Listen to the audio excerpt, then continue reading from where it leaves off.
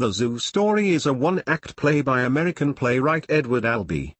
His first play, it was written in 1958 and completed in just 3 weeks.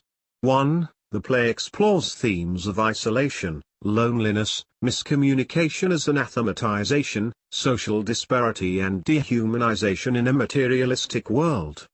Today, professional theater companies can produce The Zoo Story either as a part of Edward Albee's At Home at the Zoo, originally titled Peter and Jerry, or as a standalone play.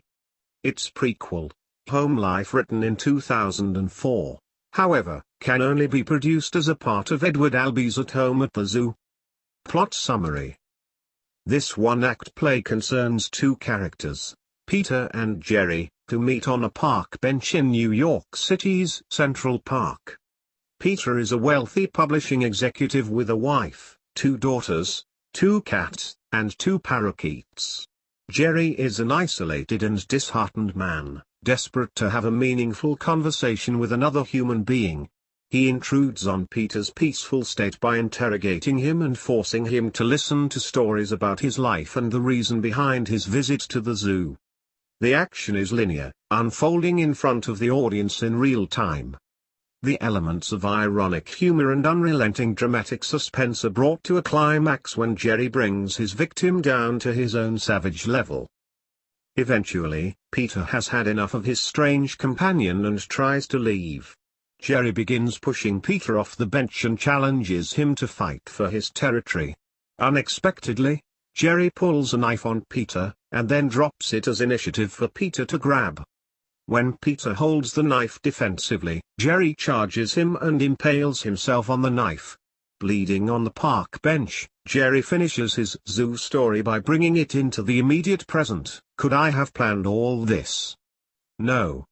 No, I couldn't have. But I think I did. Horrified, Peter runs away from Jerry, whose dying words, "Oh my God," are a combination of scornful mimicry and supplication. Revised version. Albee wrote a prequel to the Zoo Story, titled Home Life. Home Life is written as the first act, with the Zoo Story as the second act, in a new play called Edward Albee's At Home at the Zoo, initially titled Peter and Jerry. Home Life was first read publicly at the last Frontier Theatre Conference.